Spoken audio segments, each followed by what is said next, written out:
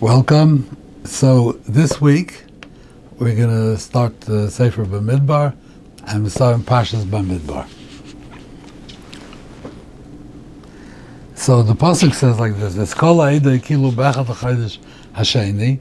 All the people came together on the first day of the second month.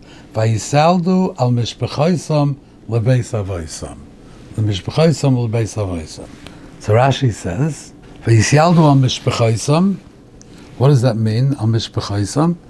Heviu sifrei yichusayim. They brought their sifrei yichus, the yichus brief. They brought that to show who they are.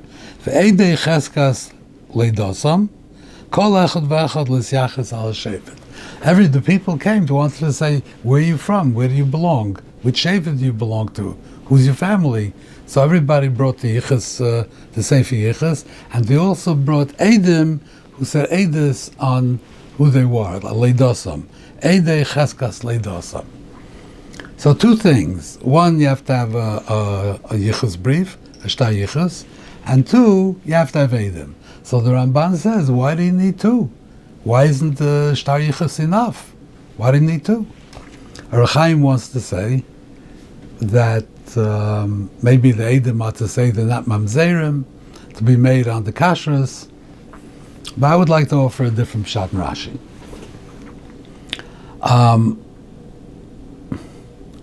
Let's say somebody has, the Ramban and Chaim are assuming that this shtar yichus was a legally affected document. It was a bezdin, there was edim, it was endorsed that this is a shtar yichus. It's a legitimate shtar yichus. It's a proof. But most of us, if I have a yichus brief, it's not endorsed. It's something, a personal document that you keep for yourself in your house. You got it from your father, you got it from your grandfather. So let's say, Einik Lechra Baal Shem Tov, right? Baal Shem Tov, I am a 9th generation Baal Shem Tov. And I actually have a yichus brief to go back till the Baal Shem Tov. There's no edim on it, no endorsement from a bezdin. It's just a paper that the cousin of mine has, and he sent it to me. You know, I have it in my a PDF. I have this paper. What's the value of this paper? Nothing. I could have made it up. I could have written it. He could have written it. What's the value of it? However, if this yichus brief is there by 1,000 people who have the same information in the yichus brief, all of them have the same information, then that itself is proof that it's accurate. But if it's only like me or a couple of people have it, then it's not a proof that it's accurate. But if the same information, you don't have a conspiracy of 1,000 people got together to make up a Baba Maisa, that's an umdana. You could assume that if the same information appears in 1,000 yichus documents, 1,000 yichus brief, you can assume that the information is accurate. However, which information, if you have many people, Einik Baal Shem Tov, so the information of the early generations will be identical in everyone. You're going to know Baal Shem Tov's daughter was Udal, and her son was Baruch, and his son her daughter was Vega, and her son was Reb Nachman Breslover. You're going to know these things because these things appear in everybody's yichus brief. However, once you get later generations, then it separates. It doesn't coincide. Only the earlier generations coincide. The later generations do not coincide. So that's what Rashi is saying. You bring your yichus brief, which tells you that your great-grandfather, your grandfather was an Einikul came from this shevet, and that information will appear in many, many shtar yichus, so that information is reliable, but the last part of your shtar yichus, where it says that I am the son of this one, and he's the son of this one, and his son, the last generation is to connect you to that information which appears in all the shtar yichus. That is not a raya just because it says in my paper. Maybe I wrote it. That's not a raya. So for that you need edim. That's what Rashi is saying. You bring your shtar yichus, and the edim are for the last parts of your shtar yichus, which are not corroborated by many other shtar yichus. For that you have to bring edim. That's what Rashi is saying. Okay. So later in the Parshas it says like this. Just a thought. Elu told us Aaron and Moshe, V'yom dibra Hashem es Moshe b'Sinai. Sinai. These are the toldus of Aaron and Moshe. V'elu shmois b'nei Aaron ha'bechor nodav avihu lozav v'samar. So Rashi says, Elu told us Aaron and Moshe. These are the generations of Aaron and Moshe. Ein masker el b'nei Aaron. He doesn't mention Moshe's children, only he says Aaron's children. V'nikru told us Moshe. Why they called told us Moshe? Lefi shalimdon Torah, because he taught them Torah. Melamed shekol melamed is ben chaveroi malul avakosov kili yoldai. If you teach Torah to somebody else's son, it's as if he is your son. That's what this teaches you. So all of this, so Lozav Avihu and Lozav Isamar were the toldus of Moshe. But the question is, Mefarshim ask that Moshe taught Torah to the Zekanim also. In the process of, he taught it to Aaron, then he taught it to them, and then the Zekanim came in. So Moshe taught the Zekanim as well. So why aren't the Zekanim called as toldus? Why is toldus only Lozav Avihu? This is what they ask.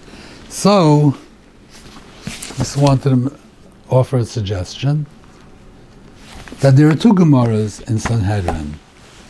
One Gemara says like this, the Gemara in Daf Yutes. Amra Shmuel Barachmeni Amra of Yonason, Kol HaMelamed ben Chaverei Torah, Malul Avakosov Keilu Yuladoi. It's that if you teach somebody else's son Torah, it's as if you gave birth to him. Shenemar Ve'elu told us Aaron and Moshe. This is the Gemara which Rashi brings down. There's another Gemara in Chelik, Daf Tzadik Tesamid Beis, Omer Rish Lakish, Kol HaMelamed is ben Chaverei Torah, Malul Avakosov Kilu Asa'oi, as if he made him. Shnemar v'zanefesh asher osu b'charan. So the nefesh osu b'charan. So there's really two memories here. Rish Lakish says Kilu Asa'oi, and Shmuel Bar Nachmani says that Kilu Yiladoi. Shmuel Bar Nachmani, Omer Rabbi Yonason, Kilu Yiladoi.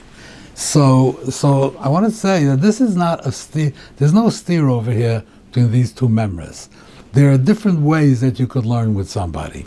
You could learn with somebody like a Rebbe with a talmid, which is, or a Rebbe could learn with his talmid on a much stronger level, as if he's the father. A father puts much more effort into learning with his children. I mean, generally, a Rebbe has many talmidim, this year, next year you're gone. So other people coming in. But a Rebbe, conscientious, he puts in the effort, but he doesn't put in his blood, usually, into the Talmud the way a father does. So these are the two memories. If he learns with him, you learn Ben Chaveroi, then it's Kilu Asoi, you made him. But he's not really considered mamish like your son. It's a nefesh osu b'charan.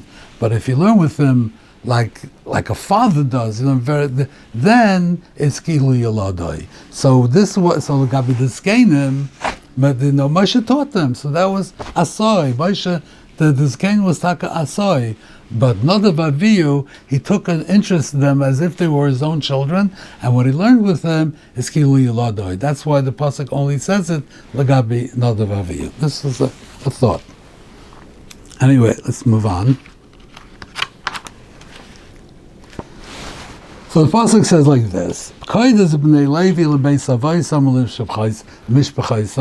you should count the Bnei Levi, mishpachaisam, not Beis Avosam, I'm sorry.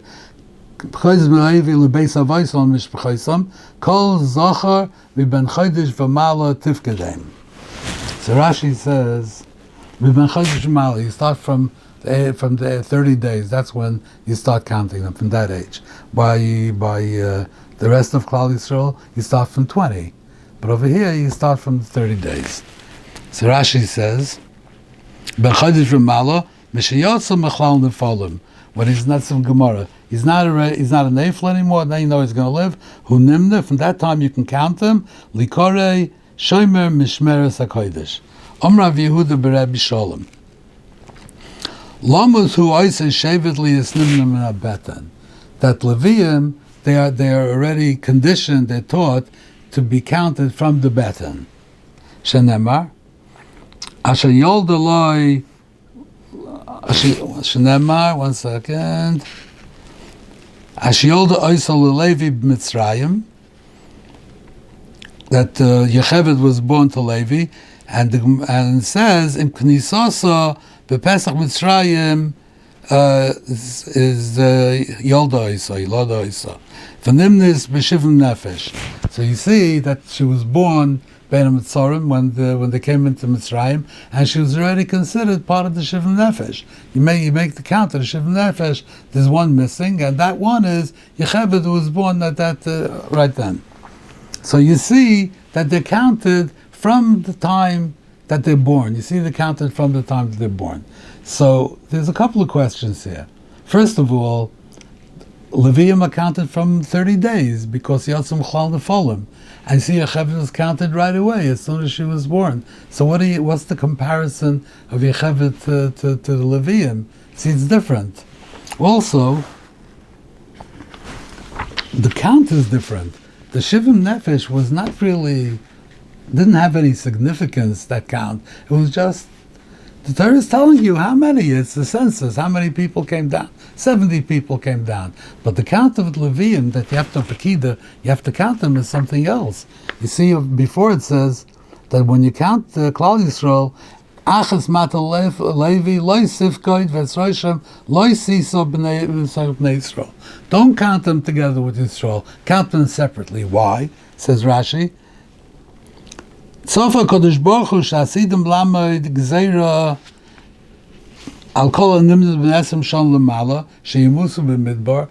There would be a Gzeira on Klal Yisrael because of the Meraglim. Omar Al Yu Elu B'Chlal V'Shem Shali Shaloi Tov Be'egel. So the Leviim should not be considered in the minyan. So you see that the Pekida is mitzarev people. It makes them like a group. So when you count them, this Pekida, it makes them a group, and therefore, if there's a Gzeira on the group, everyone who's counted with this group would be subject to that Gzeira. So the Rebbeinu Shalom didn't want the Leviim should be counted together with Klal Yisrael. They should have their own count. So you see that the minyan is a different thing. It's a Pekida. It's a mitzarev. So this has nothing to do with the minyan of Shivim Nefesh when they went down with Yocheved. So what I would like to say is that generally people, they're growing up, they don't know their direction yet. They don't know what they're gonna be. Are you gonna be a talmid chacham? Are you gonna be a rebbe? Are you going to be a Baal Chesed? You're going to work in a tzedakah organization. You're going to be a Hatzalah man. You're going to be a computer programmer. You're going to be an accountant. People have different paths that they take in life. And people have to choose their path. It's up to them. They have to choose the path. And, even they're all good paths. Everything is good. I'm not saying a bad path. All good paths. But people don't know yet. They have different chunas, different abilities, different talents, and different situations. And people have to choose their path. Usually, by the time a person is 20 years old, he's already chosen his path. So at that point, if you want to make a tziru, if you want to make a combination, you want to say that this is the klal, then it's important that every person in this tziruf has a defined role. This one is the Rebbe, this one is the Shaykhid, this one will keep your books, this one is this. That each one has a role, and you put them all together, and then you get a tziruf of the klal. But everybody is a work in progress, and nobody knows where they're going. Then how do you combine them into one klal? So it's important that they should reach the age of 20. At that point, they know where they're going, and then you can combine them all into one klal. By a Levi, so a Levi, his direction is defined from the time he's born. Like Rashi says, Hu nimne likore shomer mishmeres hakodesh. It's not just counted. He's counted to be a shomer mishmeres hakodesh, The direction, the path that Levi is going to take is already chosen for him. He's a Shomer Mishmeres HaKodesh. So you could count him as soon as he's born. However, you have to wait till he's 30 days, because before then he may die, he may be a Nafel, so you can't count somebody's not a Ben Kayama. But once he gets to 30 days and he's a Ben Kayama, and you know what his role is going to be, so then you could count him. So that's why Levi is Nimna from the beginning. Now what's Yecheved? So you'll notice that the Yerd Mitzrayim, the Shivim Nefesh, were all males. They're all men. And according to the Shitas that the Shvatim were married to Kedania, Isotomis, Rashi says they all died. So that's why they weren't counted among the Shivim Nefesh. So all was men coming down. And there were only 3 women. There was Dinah, there was Serach Bas Asher, and there was Yecheved. These were the only 3 women. But everybody that was born, all the children, they all had sons. They didn't have daughters. Why was this? Why did they all have? The Gemara says, "Machzaschar, machzanakevis." The way of the world is that it's 50-50, more or less. That boys and girls. Here you see that Yaakov and his Shvatim, all of them only had boys. They didn't have girls.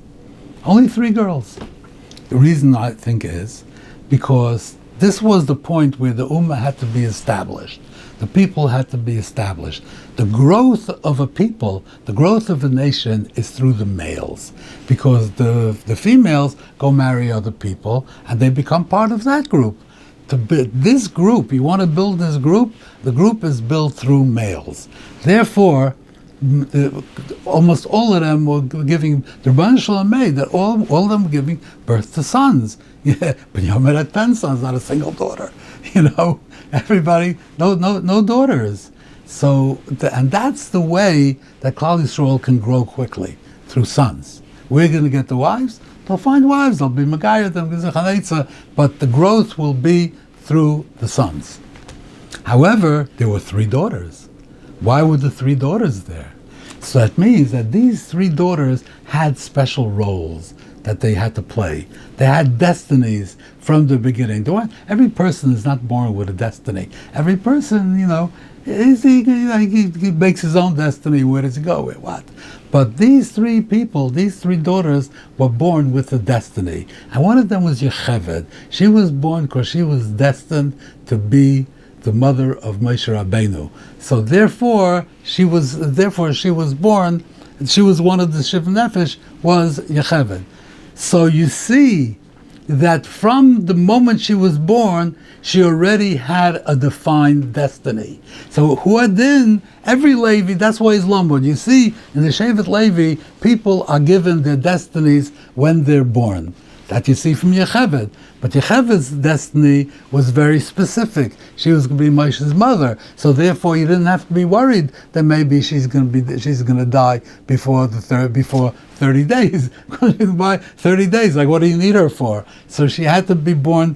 If she was born among all these boys, Yecheved was born. She's going to live. Don't worry, she's going to live. So you can count her right away from the moment she's born. Other Leviim, well, there's not only one Levi. There are many Leviim. So if you won't be the Shomer, he'll be the Shomer. So there will be Shomerim. Al Kaponim. This you see from Yecheved, that in Shevet Levi the destiny is established right away. The same thing with Leviim. Every Levi that's born, his destiny is established that he should be Shomer Mishmeres HaKodesh.